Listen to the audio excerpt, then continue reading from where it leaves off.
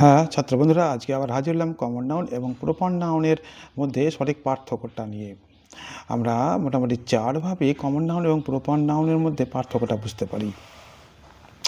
হ্যাঁ, যেমন ১ নম্বর বলতে পারি কমন নাউন স্মল লেটার দিয়ে থাকে আর প্রপার নাউন সবসময় ক্যাপিটাল লেটার দিয়ে শুরু হবে।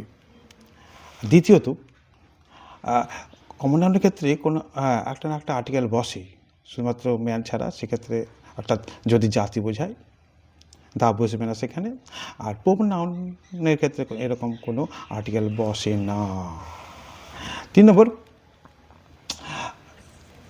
প্রপার নাউন সাধারণত ক্যাপিটাল লেটারতে থাকে এবং এটা সাবজেক্ট রূপেই সাধারণত ব্যবহৃত হয়, দেখতে পাই আমরা। আর তবে অবজেক্টও থাকতে পারে। আর ৪ নম্বর, নামযুক্ত এবং নাম ছাড়া এই দিক দিয়েও আমরা পার্থক্য করতে পারি।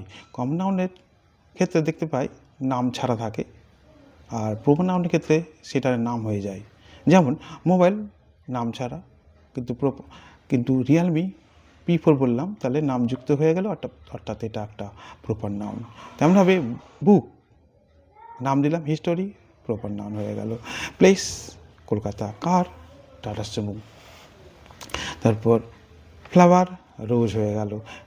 তারপরে ম্যান বিদ্যাসাগর, ডিজিজ একটা রোগ, সেই রোগের নাম দিলাম ক্যান্সার। ভেজিটেবল নাম দিলাম ব্রেঞ্জাল, টেবল নাম দিলাম দ্য রাউন্ড টেবল। তোমাদের বলতে হবে কাউ থেকে প্রপার নাউন কী হবে। এখানে শেষ করলাম ছাত্রবন্ধুরা।